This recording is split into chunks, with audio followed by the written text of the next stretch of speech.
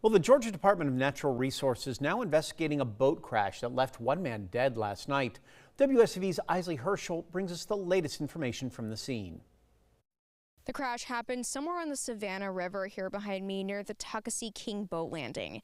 It ended with 3 people injured and 1 person dead. Georgia Department of Natural Resources tells me 2 separate boats collided around 6 o'clock last night near the Hampton and Effingham County line. The person who was killed has now been identified as 25-year-old William Ligon III from Pooler. I'm told it took crews around 4 hours of searching to find his body in the water. One of the other boaters was taken to a Savannah hospital for their injuries.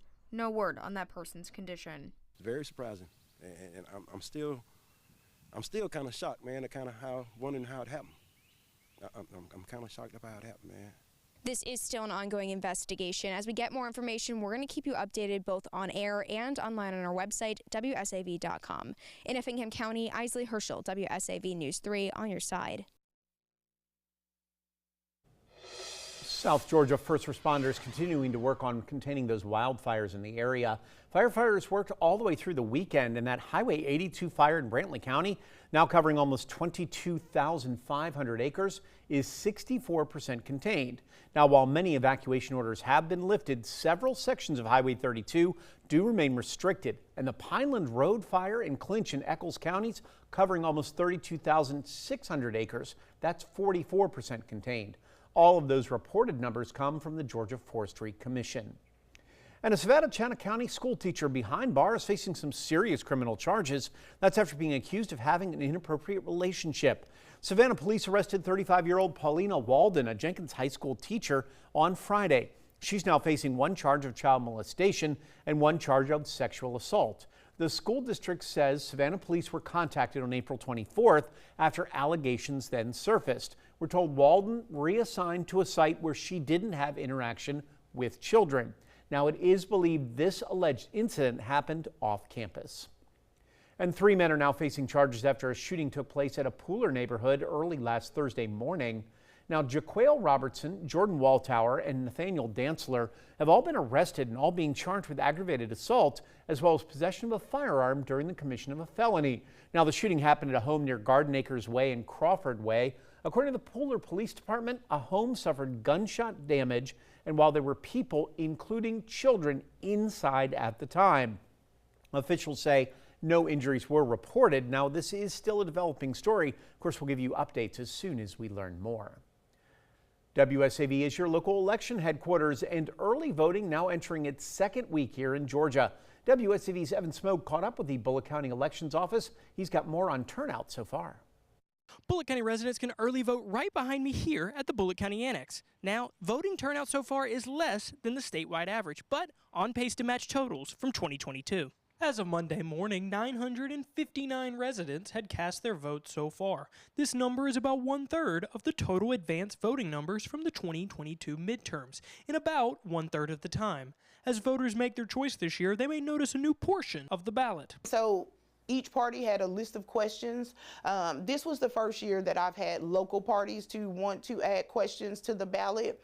So you'll see that there's about 9 party questions on the Republican ballot. There's maybe 8 on the Democratic ballot. And these questions, from everything that I've read and kind of studied up on, are just used to engage voters to see where their thoughts are.